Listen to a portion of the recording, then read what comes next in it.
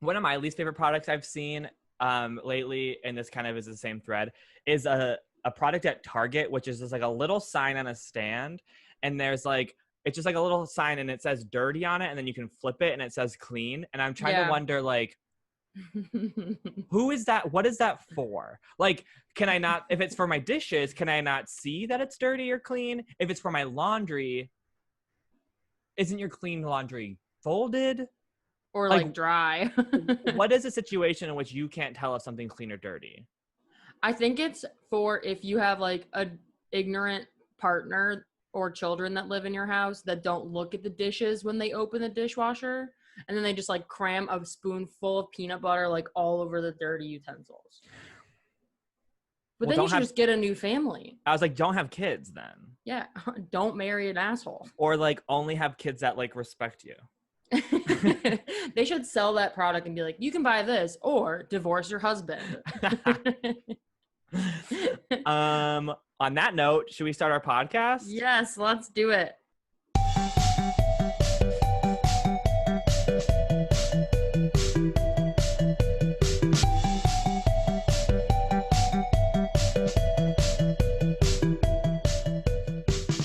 Hi, welcome to Make Me, the podcast where we, Jordan and Julia, force each other to do things we couldn't be bothered to do ourselves. I'm Julia Weeks. And I'm the titular Jordan Steadman. Titular. It's not, your name is Make Me Jordan Steadman. Yeah. Titular. Well, technically the podcast is Make Me with Jordan Steadman and Julia Weeks. True. You're above the title, though, on the movie poster. I'm number 1 on the call sheet. Then Make Me is number 2, and Julia Weeks is number 3. And Squid is number 4. Yeah. It's going to be his first appearance on the pod. Is he nervous? No, he's being a brat. Well, the fame's got to his head. Well, he's annoyed that it took us 8 episodes for like him to like be a part of it. Well, to be fair, I did ask you to have cameos of him earlier. Yeah, but I just wasn't ready for that. I was keeping my family safe and secret from the spotlight. He's just a boy. He can't be corrupted by fame so early on. Do we have any housekeeping? Oh, we need more subscribers. Yeah, how many are we at right now? Yesterday, we were at 36. Total between Spotify and Apple Podcasts. Yeah. And just a reminder that the agreement that we've made is that if we get up to 50 subscribers, we're going to roll out some merch. Yeah, and you don't even know what's coming. So just get like 14 of your friends to subscribe. Yes. But anyway, let's get into it. Okay. Well, as a reminder, Julia wanted me to teach Squid a new trick this week.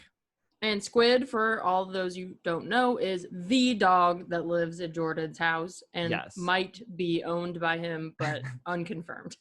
Squid, a.k.a. Squeege, a.k.a. Poopy, a.k.a. Stinky Baby Fat Girl, a.k.a. Squidward, a.k.a. Gremlin, a.k.a. a bag of 200 bees that lives in my house. The best boy ever. Yeah, that's debatable. Before I go into my little history, what's your history of teaching dogs tricks? Or have you ever had a dog?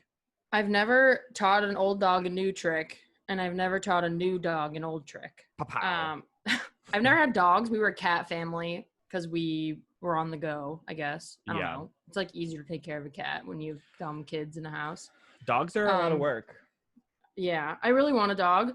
And then, I know the basics of like the OG Pavlov behavioral training with the dog. Yeah. Learned that in my psych class junior year of high school. And that's all I got. I don't really have a lot of experience with it. I've like had dogs do their tricks for me that someone else has taught them. Right. Like give me a high five or whatever. Okay. So for like my little history, I decided I wanted to find out more about like how dogs became domesticated. Cool. Because it seems like a kind of cool thing. And I've read some differing, scientific research. I was going to say scientific opinions, which is kind of an oxymoron. So, there's that whole like thing where dogs came from wolves and we ruined them and now they're stupid kind of, I feel like, mentality. Now they snort and have scrunchy faces. Right. I feel like I see a bunch of like, I don't know, Instagram things about how like, can you believe that this dumb idiot fucking pug came from a sexy ass hot gray wolf with like a Native American? Yeah. Book. Yeah. I just feel like people just like are real weird about that stuff. And I'm like, yeah, this is like where I feel like that's where I begin to feel like I've been on social media too much. And then when I hit the woman yelling at people in Trader Joe, that's when I like realized I definitely made it too far. Out. Yeah. But so to prepare for this, I read a few articles, but a couple videos I found on YouTube kind of summed everything up the best out of all of them. So obviously domesticating dogs is likely origin of humans and dogs kind of like needing each other at one point. Okay. And scientists can't really agree on when and where it came from. There are two major theories. The first video I watched was by The Atlantic, and it was, I think the research was done, and like I think it was narrated by the same person, Ed Yong. And he says that the origin of domesticated animal or dogs came about tens of thousands of years ago, where humans formed a partnership with like the gray wolf, like the gray wolf that we have today. Is that like a partnership like Rihanna, Fenty Beauty, and Megan Thee Stallion, Savage? Yeah, basically, yeah, exactly like that. Like, you know, Fenty being the greater person here, and then Megan Thee Stallion being the helpful thing that can help Rihanna is also benefiting from the larger, mogul that is Fenty. So wolves are Rihanna. Humans are Rihanna. Oh, okay. Because the humans were the ones that had all the resources, but we'll get into that. We'll get into the resources that they had. So basically, in this theory, over time, the bodies and the temperament of like the gray wolf changed. So their teeth and their paws and like, parts of their body got smaller, obviously, because gray wolves are huge. Their ears like kind of flopped because you can tell that like they're not as pointy all the time. I mean, some dogs obviously have more wolf-like features, right? And became more docile. Okay. So the one theory that he quotes, the study that he quotes the most, was done by the University of Oxford, and he mentions an Edgar Larson as being like the head of this study. And the theory that he gives is that dogs were domesticated at two different places, probably around the same time. Okay. So the theory is that they're in Western Eurasia, thousands of years ago. They domesticated gray wolves, and then also at the same time, on the east side of like Asia, they were also doing the exact same thing. Okay. And this apparently happened in like the Bronze Age. So what happened was when the eastern side of Asia moved west, those domesticated wolf dog basically, when they developed, bred with the Western dogs. Oh. So that means that, so when that happened, most of the dogs that we have are like the hybrid of like the two like subsets of dogs that happen. Right. And about only 10% of like the dogs are like that we have now are like actually deeply rooted in like the Western dog that is like not like mixed bred with like the Eastern dogs. Oh, that's really interesting. Yeah. So the like domestication of dogs where they like got the floppy ears, they're more docile, whatever. The beginnings of that were not intentional. It was just like we were interacting with wolves, and therefore the ones that like benefited our relationship, meaning like the ones that aren't going to kill us and like the cuter ones, those traits are going to propagate. Yes, exactly. We weren't doing it like to like make the perfect hunting dog or whatever. It was really just like a mutual relationship in some way. Yes, exactly. Cool. And that is like the perfect segue into the next video that I watched PBS put this video on. And so the origin of like the domestication is that when humans were more primitive, they had all these resources, and dogs tended to gather near them because they had like scrap food. Right. right? So the dogs began staying around with the scrap food because they could benefit from the scraps, and they were also benefiting from hunting other animals that were also trying to get the scraps. Got it. And what the humans at this time got out of that was protection. Right. Like not even. Sorry. And they got companionship. Right. But it wasn't like the dogs were just like willingly hanging out with the people at first. They just like got more comfortable with them and then like later got companionship.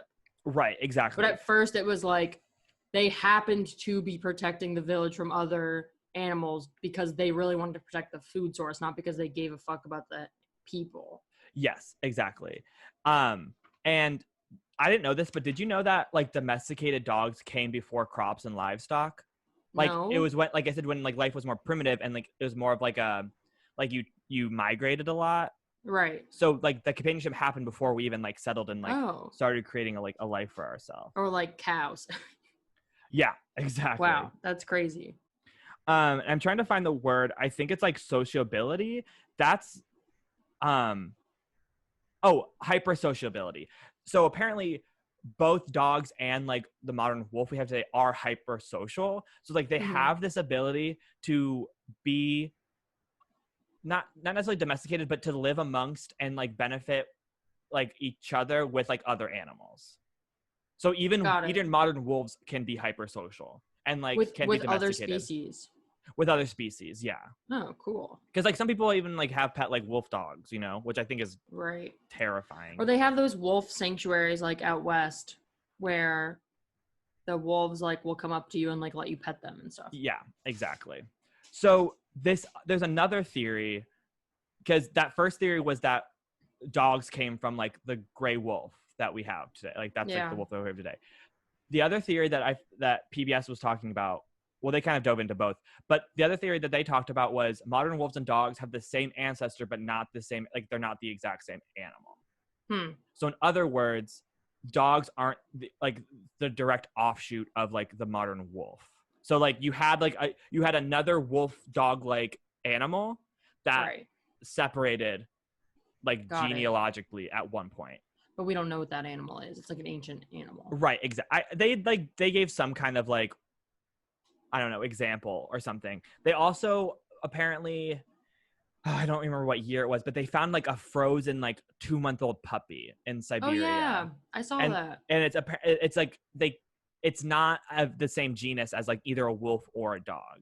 And they're hoping that like further study is going to like kind of show maybe like the root of like where like the dog came from.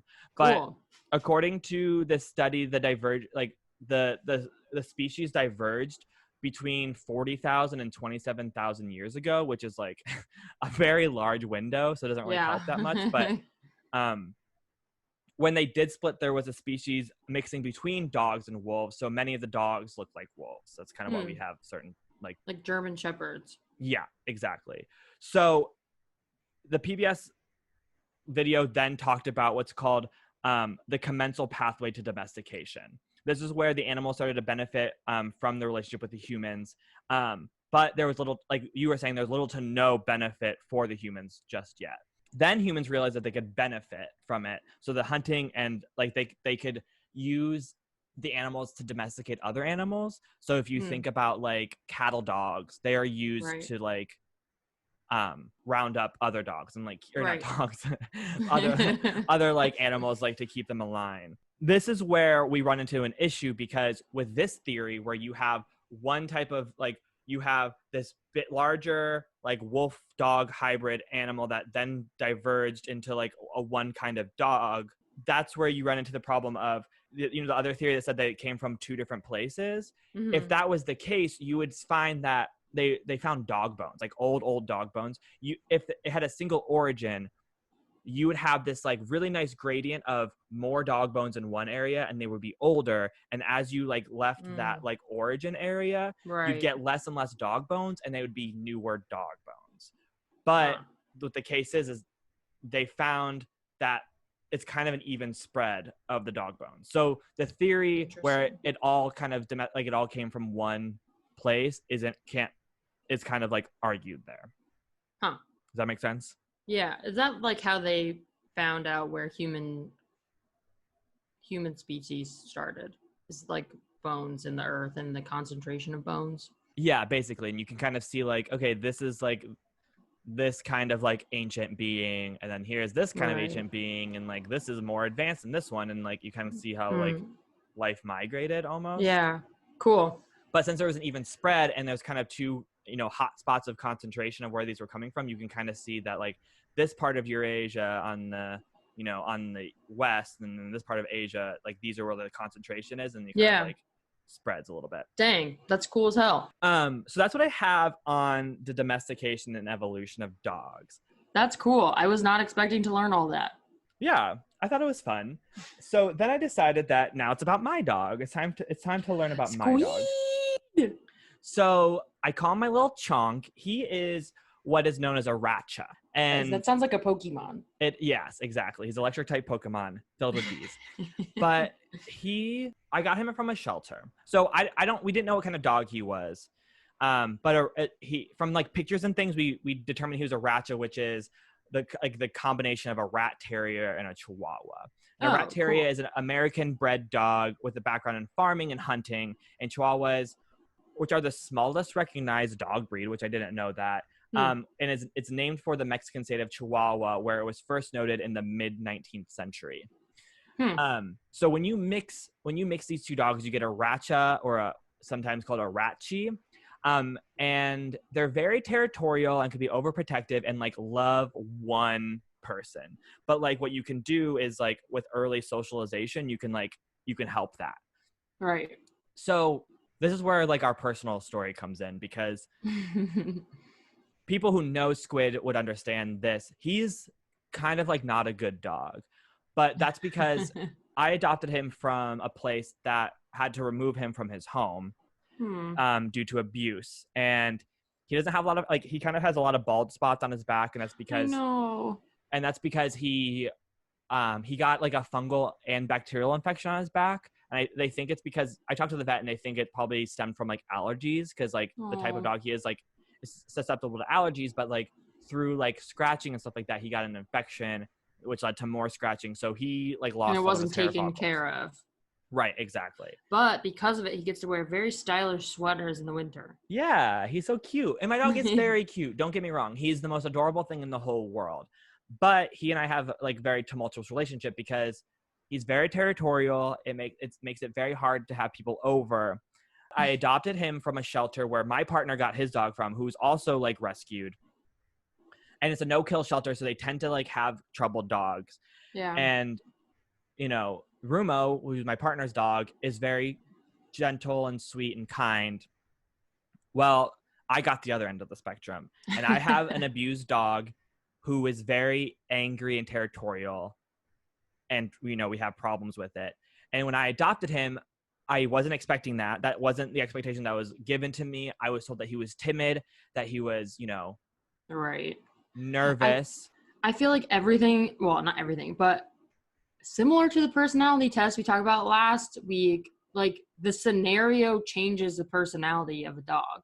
So like people will get dogs and be like, they don't like to cuddle, they're really timid, whatever. And then they're like the biggest love bug in the world, but they were just so scared in the shelter all the time. Yeah, exactly.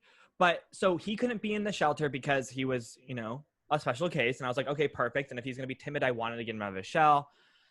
I met him, and he would not let me near him. We were in a room together, and then we finally went out for a walk, and it was great. We like played a little bit. He was good. He finally let me like after an hour, he let me touch him. And they're like, okay, well, time to take him. And I was like, I don't have anything ready at home for me to take a dog home. Like, right. This was like a meet and greet. Like, no. It's okay. Like, you can take him home, and then like you can pick all that stuff up on the way. And then if anything happens, we'll always take him back. It'll be fine. And I was like, okay, I feel like I'm being pressured into this, but I also feel like really weird, and I'm not really good at saying no to people. So like, okay. Yeah.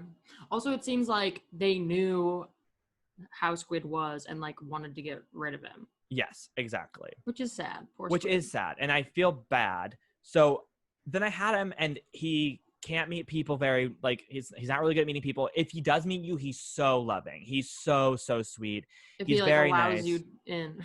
Yes, exactly. We've been working on that. It's just kind of been a really hard time with Squid and I I've had him for like a little over a year and a half, and it's just kind of been like a really hard journey, and I love him to death. But like I said, it's really hard to have people over. He's very territorial. If he hears something outside, he kind of like goes red, and I say he gets abuse brain and just like goes after it. So it's been kind of hard. Exactly. And he wasn't trained very well. Luckily, also, he goes to the bathroom outside. Oh, thank God. Yeah. I think also it's just like not what you were expecting, so it's going to be harder. Yes, exactly. And I tried to set up that expectation, and then I feel like I kind of failed in that. But with that being said, I love my dog, even though like we have a tumultuous relationship. Even though he's a little bastard. He is a little bastard, and I love him, and he makes life kind of difficult, but I love him. That's good. But if we want to get into the make me. Of course. So that's what we're here for. My dog, when I got him, he only knew one trick, and that was sit. Okay, that's a pretty good one. So since then, I've taught him paw, I've taught him lay, and I kind of get him to go into the crate if he doesn't want to. Oh, here's another thing about my dog, is he's very opinionated, and he doesn't like not getting his way. Sounds like someone I know. And I think that he's smarter. You're talking about me? Yeah. I think that he's smarter than the average dog because he's always scheming. He's always trying to steal food or not. So it's been kind of, a fun ride with him because he's always like up to something. He can never just like chill out. He's always got to be like doing something. So I've learned to, feed him with like one of those like slow feeder things that like the food's in a maze or whatever, and like get him things to play with and keep his mind occupied because it helps him a lot more. Yeah. Stuff like that. But so I've taught him tricks before. So this isn't like it was a new thing to me. And I've always kind of been thinking about new tricks to teach him. But this past week has been kind of hard because it's hot and he's not very food motivated right now. Yeah. Because he doesn't want, like the food doesn't like appeal to him when it comes to like trying to get his attention, which is we kind of have a harder time this summer because I can't get his attention to be like, okay, Squid, stop freaking out right now. Let's get you some food and we'll calm down together. He doesn't want food. He doesn't want that. Right. He wants to eat. He wants to bark. He wants to bark and he wants to bite at ankles and all this kind of stuff.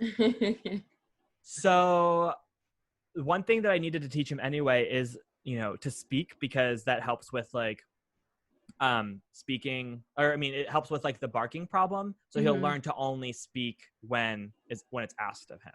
Right. So polite. So what you do with that is you just like say speak, and then you wait for him, and then if he barks, then you can give him food, and then eventually he'll learn slower and slower, which is kind of like how you teach a dog any trick. Is you say the command, and when they do it on accident, you reward them, and eventually they'll then realize that this command means this action of me, and now I get food. Right. Like I learned if you're trying to teach a dog paw, you don't actually ever pick up their paw. You just like tap it a little bit. Yeah. And like put your hand near it. But if you pick it up themselves, then they don't learn that they have to like do an action. Yes, exactly. And my dog basically has ADD, and it's hard for him to pay attention, so sometimes it takes him longer. Plus, he's about like 6 or 7 years old, so he's kind of set in his ways. So it is a little bit more difficult to like, hone in some of like, even just like keep his attention is like kind of hard sometimes. Yeah. When I first wrote down this make me, I wrote it as, quote, teach an old dog a new trick. I love that. So here we go. I'm kind of nervous because he might not do it because his food is sitting right over there and he didn't even eat that. So I don't even know if I can get him to do what I want with some yummy pepperonis, because I tried to give him, I was like his favorite food is hot dogs. Same. I was trying to get him to like do it just so I could like prepare for this. Yeah. And he didn't he put the hot dog in his mouth and then walked away and then put it down, which is like a big Squid move. He's so small. What a little king. He's like 17 pounds, and apparently that's overweight for my dog. What? He's tiny. He's walking away. Oh, there he goes. Okay, now he's sitting. Oh, good boy. Now, speak. You're only supposed to say the command once. Really? Oh, now he's on the bed. Here, I'll show you some other tricks you can do. Lay. Okay. See, we're having troubles this week, you know? Yeah. Some weeks he's on it, and then other weeks he's just like a little sad boy. He's being a little non-complacent. Yeah. Wait, non-compliant. Not both. Non-complacent. Oh, bud. Oh, he It's looks like he's okay. contemplating the meaning of life. I know. Can you get down? Come here. He also just woke up from a nap. Yeah, he was on his little pillow. His little throne. Yeah, I can do that. Lay. Good boy. Oh, yeah. There you go. Ooh, pepperonis. Oh, we love pepperoni. Yeah, this is sweet boy. Oh, come on, Squid. Are you kidding? Now he's gonna lay down. That's Whatever. okay. Well, I did to make me. I I attempted to. I'm gonna eat some of these pepperonis. But so the other thing is, he's halfway through rollover. That's great. And halfway to spin, and I've been working on all three of them, but he's just not performing today. That's okay. So he can do like a 180, but not a 360. Well, he'll do the whole 360, but I have to guide him the entire way with the treat. Got it. Eventually, he'll just like I'll be able to like do this little hand thing. Yeah, like an umpire. Yeah, exactly. On third base. But yeah, that's me teaching my dog a trick. Honestly, I'm impressed with your work. He's a little traumatized little boy, and he's hard to teach tricks to. And he's old, so I mean, he's not old, but he's older. I'm gonna get him on a good day, and I'll text you. Send me a vid. Yeah. Well. So let's rate it. Oh yeah. Okay. So. Oh, he's looking at me like he's a little sad boy. Like, where's the pepperoni? I'll bark now. Oh, do you want to hear my squid voice? Yes. Okay. So, his big thing is that he loves to lay on your neck and like rub all of your neck, which I think he's just trying to get the scent on you. But our joke is that he wants to get inside of your body and become you. So his voice goes like this. Hello. Wait, no, hold on. I messed up. it's. Hi, my name is Squid, and I would like to get inside of your body now. Hello, wow. My name is Squid, and I think that I could go inside of your body and become you, and I think that would be really great, you know? Well, he's really polite about wanting to steal your body, steal your being. And he introduces himself every time, just in case you forgot who he was. He'd be like, hey, my name is Squid. I'm going to eat your face now. In case you forgot who I am by my totally normal average voice, I'll tell you my name's Squid. It sounds like it hurts your voice, like hurts your throat to do that. It's a derivative of Teen Girl Squad. Yes. But anyway, out of 10 pepperonis, I'm gonna give this make me, my feelings before I think were at like a 9 because I had taught him other tricks and I was just excited to, you know, like get him to like learn a new one. And I think that it's time because I've been kind of like lacking on the training part, but I feel kind of discouraged this week because like he and I have had like a kind of a hard week, just like with my own mental health, and like he's probably not feeling great because it's so hot right now. Yeah. I'm gonna give it like a 6 pepperonis. You feel 6 pepperonis out of 10. Yeah, out of 10. But this is motivation for me to like continue training and make him a little bit more comfortable because I have been lacking with the training and kind of been like, well, he knows these tricks and he's fine, but I want to help him more. That's been my biggest goal lately is helping my dog more because we're moving and I want to be able to have people over and I want to figure out the best way, you know, like make everybody happy in the situation and like without infringing on like the possibility of his own happiness. Yeah, I don't think he wants to be a terror or have PTSD. Right. He just doesn't understand that like he would also be having a better time if he wasn't freaking out. He needs to go to therapy. Yeah, he does need to go to therapy. Well, that's great. I think you did a good job despite this week's difficulty. Listen, sometimes you just gotta take an L. Yeah, and he's still a good pup. Like, you've done a lot of good work in a year and a half, so. Oh, now he's gonna go eat his food because he had a little appetizer. So maybe he'll feel Well, he better. did some exercise. Yeah. All right. You want to take a quick break? Yes, please. Okay. See you soon. Bye.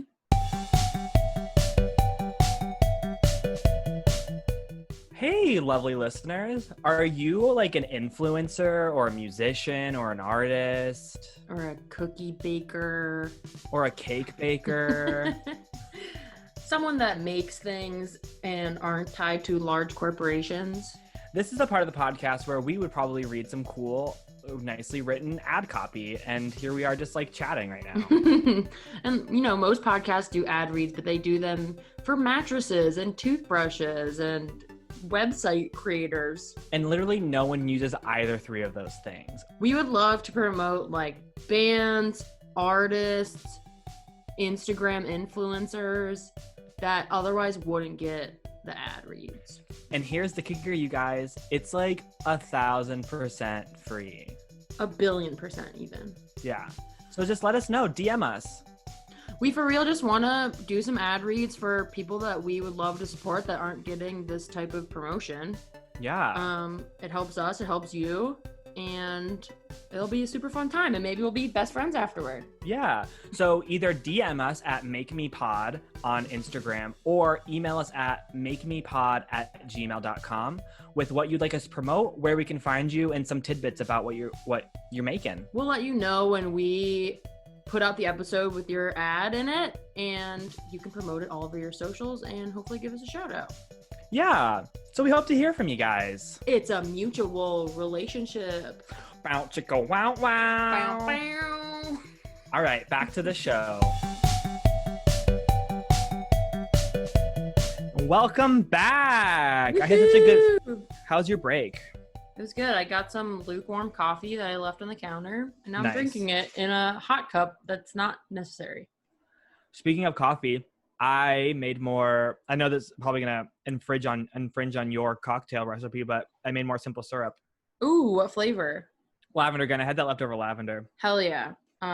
Good segue. So Thanks. this week you made me invent a cocktail, create a new cocktail. So have you ever created a cocktail, like your own personal cocktail before?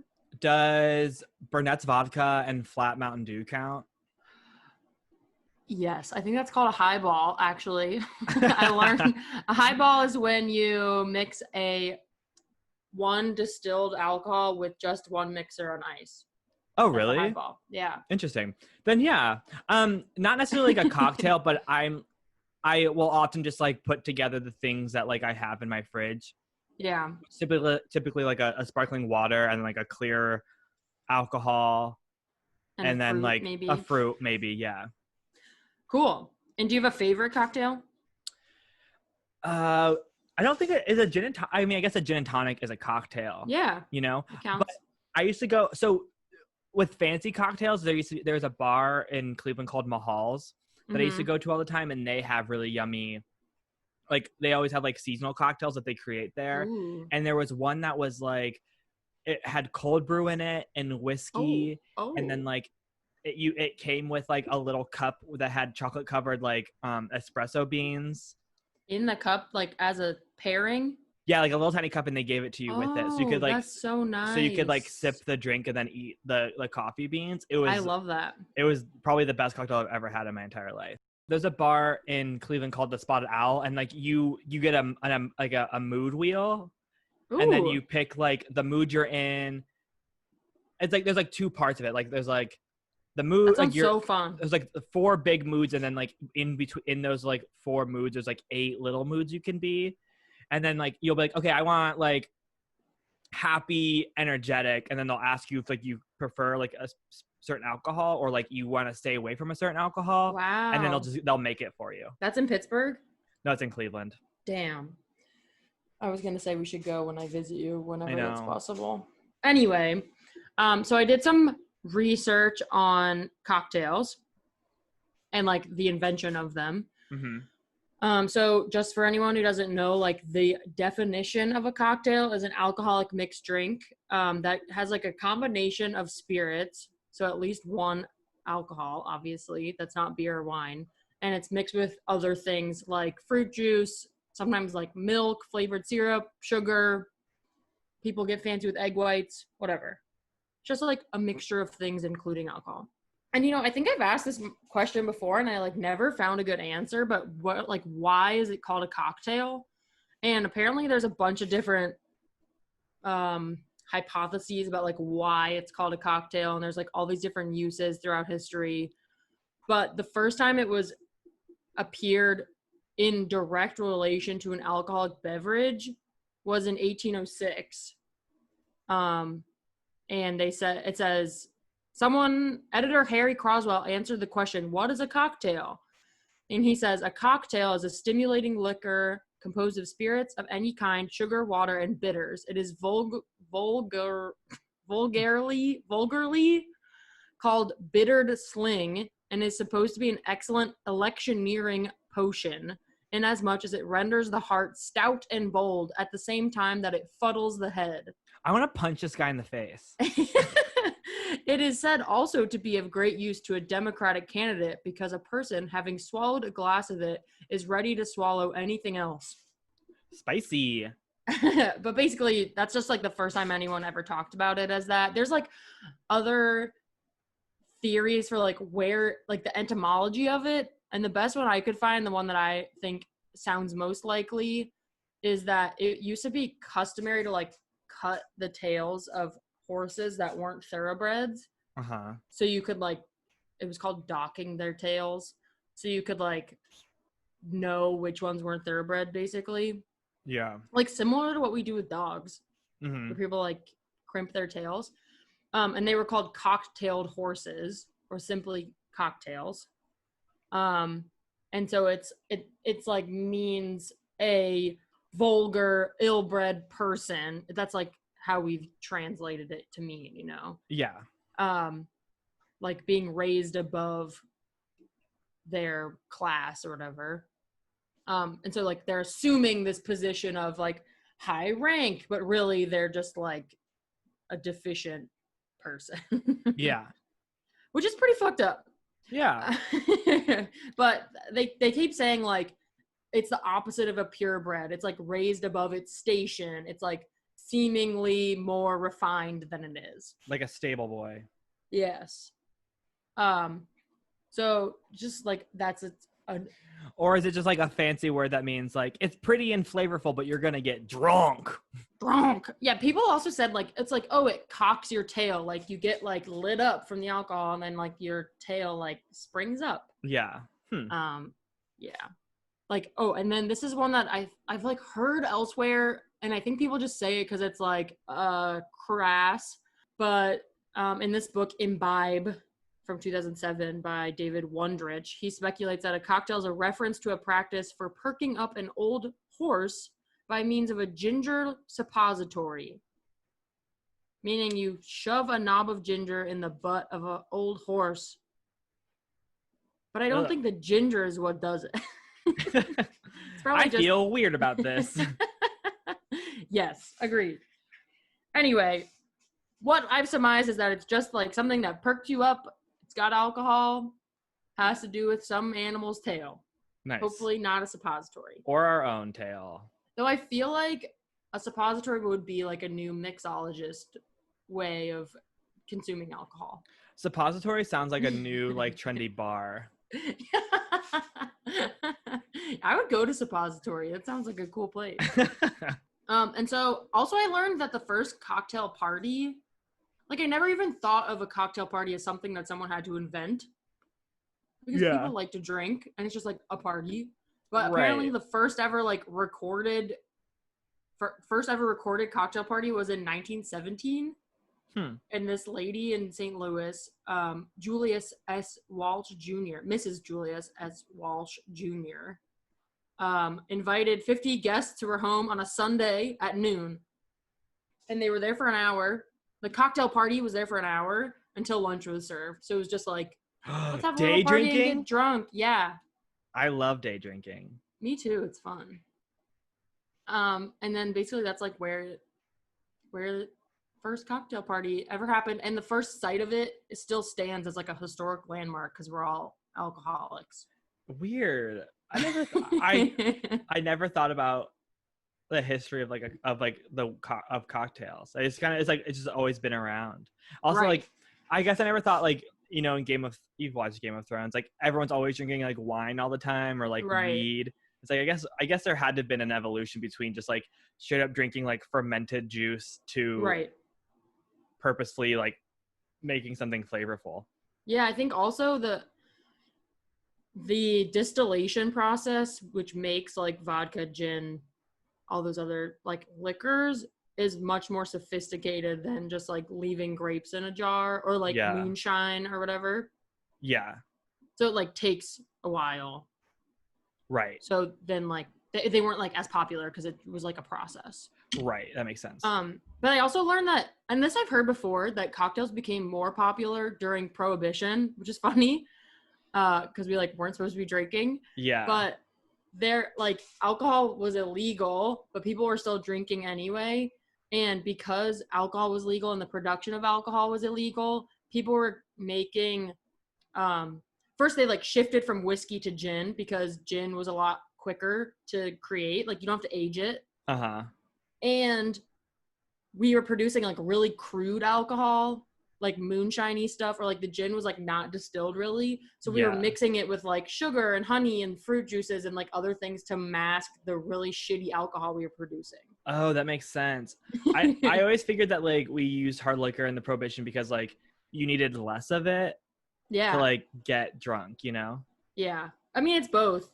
Like your supply of alcohol lasts longer and it's easier to make. Yeah, that makes sense. But I thought it was interesting. Like, it's gone in and out of style, the cocktail, which seems weird to me. Anyway, so they were like famous, or not famous. They got popular in Prohibition because we were creating trash alcohol like in bathtubs. And then they kind of fell out of fashion in the 60s and 70s. Though I think that there's some classic cocktails that were created in the 60s and 70s, but for the most part, people weren't drinking cocktails. They were doing like punches and beer and wine. Oh, weird. I mean, like in like high society. No, like, yeah. Culture. It's weird to think that like punch, like I feel like sometimes when I think of like punch, I think of like, I don't know, like a shitty bar, not a shitty bar, but like those places where you can get like a punch bowl for like $40 or whatever, and you're like, this is living, and you're like, 6 people with what, like us each have their own straw and half a watermelon. Yeah, exactly. Like, no, that's called contagion. Yes, and like malt bottom shelf liquor. Anyway, like in the 80s, they became more popular again. I guess because we saw them as like refined and like high society. Yeah. And like vodka became more popular than gin. Mm-hmm. I remember seeing these advertisements, like old advertisements in old magazines and stuff, talking about how vodka is the perfect drink because it leaves no scent in your mouth. So you can like go out to lunch and have a few and like you come back and no one can tell that you're drunk. That's some shit we would say when we were 19 in college. Yeah. You're like, no, you have to get vodka because if you ever get caught, you can pretend that like. And then like the end of the cocktail saga is that it came back, like traditional cocktail making became like cool again. Mm-hmm. Instead of like people creating like all these new sugary cocktails, it was like, we like the Tom Collins and the gin and tonics and the Manhattan. Whatever. Yeah, Manhattan, things like that, old fashions. They like got to come back in the 2000s, and now, and like by the mid 2000s, and like now we're still living this. There's like a renaissance of cocktail culture. Yeah. Where like mixology is a thing, and like people want to have like creative new cocktails, and like we're having novel ingredients, and we're like putting cloches with smoke and all kinds of crazy shit, because it's like the aesthetic of making a cocktail as well as the cocktail itself. I'm just like triggered by like this one cocktail bar that we went to, and like everyone was wearing like striped shirts, like that was their uniform, and like this guy with like a handlebar mustache who was like a douche to everybody was probably making bank because like their cocktails are like $15 each. Right. And like if it was another person, he wouldn't be making as much money, but he like fits the bill. Yeah, exactly. That's annoying. I agree, like mixology can get really douchey really fast. Yeah. But sometimes you get like really delicious things. I would argue that anything that like people try to commodify and then like try to be better than you at can like become really douchey. So everything. Yeah, exactly. Like artisan anything is just like douchey as hell. Right. And like what we were talking about with personality tests, like if you're trying to commodify something, you're going to try to make it elitist so that people want it. Yeah, exactly. Or like you need to be the person that they go to if you're going to have like the perfect cocktail. Like you need to go to whatever you said, Flight or whatever you said. So my history with making cocktails is like, I like them. I like to order them, but I don't order them that often because they're way more expensive than beer. Yeah. And you never, like, if you're going out to like have a good night where you like get drunk, like I feel like a cocktail is a high risk, high reward category. Yeah. Where you could have a really good tasting cocktail that has like half an ounce of alcohol in it, or you could have one that's like really tasty and a lot of alcohol, or you could have one that tastes like shit and gets you fucked up. Yeah. Or you can have one that tastes like shit and you're sober. Yeah. Oh, that's the worst one. Like if we're gonna rank those things, yes. if it's gonna be bad, at least make me feel good after. Right. At least make me drunk enough to switch to beer now. Yes. And so I've like tried to replicate some at home, but I always feel like I don't do it right. Like there's some proportions I'm messing up. Yeah. Because like I feel like when you get like a classic cocktail, like a mojito or a old fashioned or whatever, it always tastes exactly the same. But like when I try to replicate it at home, it's maybe it tastes like way more boozy and the flavors aren't as strong of like the mixers. Yeah. Do you think maybe it's like the quality of like your mixer or like your alcohol? Is. It probably is. But then I was like looking up recipes for cocktails and classic cocktail recipes, and it doesn't seem to say anything about like the quality of your ingredients. I mean, obviously to a certain extent that's going to create the best drink. Yeah. But you know, like there's all these different variations of like an old fashioned or a Manhattan. Yeah. And they have like similar proportions, but no one's like, okay, a whiskey sour is 1 portion X, 1 portion X, 2 portions X. Right. They just like everyone kind of has their own recipe where they have all the same ingredients with maybe like some additions, but they don't have the same proportion. So it's really just like how you like it. Right. Which was hard for me trying to replicate it because you never know if you're doing it right. It's just like whatever is the best for you. Right. Yeah. So like on my birthday this year, we made pina coladas and I felt like it was really not flavorful. But then I was thinking about all the other pina coladas I've ever had. And it's like from a bar where they have like a slushy machine that they pull it out of. So it must just be like 50% sugar. Yeah. And mine wasn't. Mine was just like pineapple and no added sugar. Yeah. Yeah. So you have to like, do you want to do like the most tasty cocktail or do you want to do the one that tastes like a bar? Right. Yeah. Like, or yeah. Do you want like rich ingredients or do you want like I don't know. Like sometimes you know, like a bottled margarita is like better than like trying to like gather all the ingredients because the margarita you're having at like a restaurant is like that sugary, like syrupy, like margarita. Right. Unless it's like a really nice restaurant. Unless it's a really nice restaurant, but like I'm thinking of like I don't know how to like a dive bar or something. Yeah, exactly. But I also feel like the drinks that rely on organic ingredients like herbs and fruit and whatever, it depends on like the ripeness of the fruit too and like the quality of the herbs.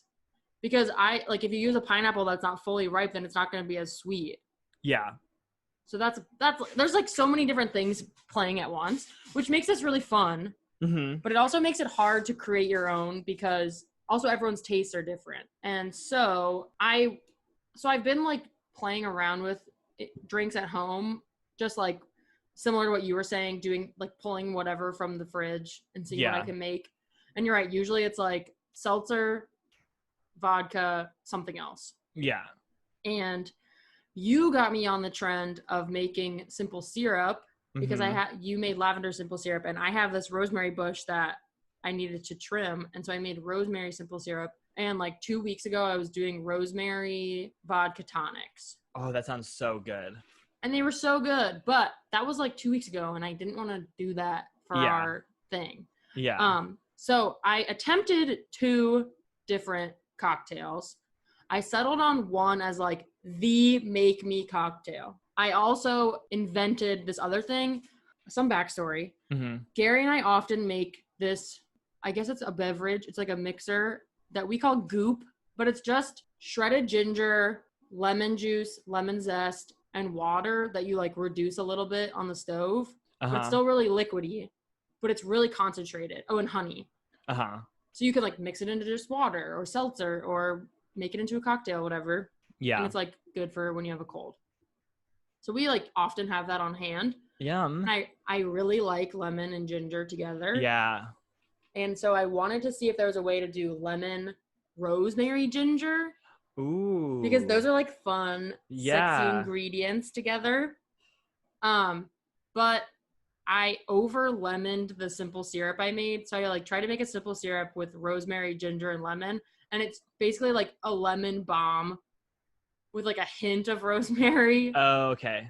So you like can't really, like if you mix it with vodka, it just tastes like lemon. Yeah. So that didn't go so well. But I also have rosemary simple syrup on hand from when I made it a few weeks ago, which to the listeners, I would say making simple syrup is so easy. It's so easy, yeah. And it's really fun, and you feel like very classy when you use it. Yeah, I've been using mine for coffee, and like it just like spruces up my normal iced coffee because I'm a piece of shit, and I just like take hot coffee that I made that day, and then I put the rest in the fridge, and that's my iced coffee for the next 2 days. Yeah. But, like the lavender simple syrup is so nice because then it's just like it just like elevates it so much more, and it was such like an easy thing to do. And you feel like you're like in a fancy schmancy cafe. Exactly, and I can't go to those right now, which I love going to cafes. It's like my shit. Yes. So it's been nice. Yes. So using your inspiration, I made this rosemary simple syrup, and I like just having that on hand because you can have like a fun beverage that isn't alcoholic, like you were saying with your iced coffee. So I made a mocktail recipe called the Make Me Rosemary Lemon Zinger. Which is 1 ounce rosemary simple syrup, 3 ounces of goop, which is just lemon, ginger, water. Yeah. Ice, and then top with seltzer or tonic. That sounds so good. So it's like a little spritzer. Yeah, that's perfect. And you can add the alcohol of your choice if you want to. But yeah. It's like very like zingy with the lemon ginger. That's what I want when it's like 90 degrees outside. And like I want water, but I want like I don't like to drink soda, so like that's like one of those things where you're like I'll have one of those. Yeah. And some people don't drink. That's cool with me. Yeah. Here's a way to do that as well. Yeah. But in the sense of like doing the Make Me, I made an actual cocktail with alcohol in it. And so after my failure with the rosemary lemon ginger simple syrup thing, I was at Trader Joe's anyway, getting stuff for eating, Yeah. A grocery store. And I came across this product called jalapeno limeade. Oh, that sounds good. And it's very lightly spicy, but I was like, that sounds really good. Maybe I can make a mojito out of that. Yeah, spicy mojito. Yes. So before we get to that, a mojito, for anyone that doesn't know, is a Cuban highball beverage. Highball meaning mostly alcohol plus mixer. But it's white rum, sugar, lime, soda water, mint. That's basically it. Yeah, I'm delicious. sure people have had them before. They're so good. They're so refreshing. They're minty. They're herby. Perfect for summer. They're sticky. I'll tell you that. They're sticky. Yeah. Yes. And so I thought that a jalapeno mojito is perfect for Make Me because it like embodies the spirit of Make Me, of like trying something that's a little scary, a little different. Yeah. But you're like comfortable because it's like somewhat in your wheelhouse. Yeah. You're like, I know I like this part. Yes. Let me mix it up. And you can heighten the spiciness. So I muddled jalapeno into the cocktail. Oh, but dang. if you didn't want that extra spiciness, you could just do the limeade, jalapeno limeade, Yeah. which is also really easy to make. Like if you just type in jalapeno limeade to Google, you can find some recipes. They make me a mojito. I have a little video to show you. Oh, yay. Oh, I love that. That looks so good. Thanks. Everyone go to our Instagram and watch that video. Yes, watch my video. For those of you who are actually going to watch it, you'll notice that I said to leave one of the jalapeno slices to the side and then I didn't touch it later, but that's for garnish. Oh, okay. If you're feeling really fancy. And frisky. And frisky and sustainable. And also, I would highly recommend using fresh seltzer because we always have like a seltzer that we open for one drink and then put back in the fridge and then it's flat. And so I kept testing these cocktails on Gary and he was like, I just like wish it was a little like bubblier, like bubblier or like something like zestier. And I was like, well, we have tonic that's been in the fridge for a week and seltzer that we opened for one drink like a month ago. Yeah, rough. So it'd be better. But that's it. That's the Make Me Mojito. That looks so good. And it's our signature cocktail now. Yeah. Whether you like it or not. Yeah, that's what I'm going to be drinking every time we record, even though we record at like 11 a.m. every day. Yeah, so I lied in the video and said that it was a Monday when I was making it. It's actually today, Tuesday. Because I tested it for the last time last night and it was good. So then I had to video record it. So it's currently sitting on my counter with 2 sips taken out of it because it's 12. You gotta wait. Well, you gotta wait till 12:05 and then you can go have it. Well, that was great. What do you rate it out of 10 pepperonis? All right. So at the beginning, I was really excited. 10. I would say like an 8 pepperoni. Mm-hmm. I was excited to do it, but with my previous experience, I never feel like it tastes like a restaurant quality drink, which is like a little frustrating, but I always think they're good. I just don't know if like other people think they're good. Yeah. And then doing it and learning about it was actually really helpful in making like a restaurant quality one. And I feel like this cocktail is like, even if you don't have any skills, you can make it really easily because you get that limeade mixture. Like it's easily attainable. And so you just like shake a bunch of things together and it tastes delicious. So I would say 10. Nice. Pepperoni. I'm so proud of you. Thanks. And now when we have our launch party for our merch. Our full-length movie. For our full-length movie, we'll serve those in a punch bowl. Nice. Well, I'm proud of you. That looks so good. I'm going to try one this weekend, I think. Heck yeah. Maybe even earlier. It's been one of those weeks. I took a short week this week, so. You can come drink the one on my counter. It's probably room temperature now. OMW. All right. So, do you want to get into next week's Make Me's? Yes. Okay. I do. You go first. Okay. Next week, I'm making you do ASMR. I'm so excited. This one's so fun. Okay, Julia, next week I want you on the theme of making things up. I want you to invent a product or service and I want you to present it to me Shark Tank style. Oh my God, yes. Okay. All right. I have a make me for the audience. My make me for the audience is to pool your resources and buy me rollerblades because I can't find them anywhere online and I want them. Can I ask what your shoe size is just so we can I'm a women's 10. Okay. I got big foot. That's a men's 8 for all you listeners out there. I keep seeing people rollerblading. I want the blades, not the skates. Right, yeah. We have a bike path. There's always people rollerblading. They always look so sexy and cool. I think I'm sexy and cool. I could heighten that. Yeah. And get some exercise while I'm doing it. Extra credit if you get her elbow and knee pads so she's safe. And a helmet. And light up wheels. Yeah. So you guys collaborate, have a Google Doc, pool your resources, find me the blades. Blade Runner. That's me. I don't know what that movie's about. Anyway, Neither do I. that's a wrap on episode 8. We'll see you next week. And like we always say, don't forget to pee your pants. And I love you. Love you. Bye-bye. Bye-bye. Hey guys, it's Jordan and Julia. Thanks for listening to this episode. We hope you enjoyed it. For content related to this episode, follow us at MakeMePod on Instagram. And you can hear episodes each week on Apple Podcasts and Spotify. If you find us anywhere else, please let us know. You can also send us your questions, comments, make me suggestions, pictures of your dog, or requests for unlicensed medical advice to makemepod@gmail.com. And don't forget to like, subscribe, comment, rate, etc., etc. That's how we get discovered. Please, we need to be clicked. But for real, leave a comment so we know you love us. Thanks. Bye. Bye.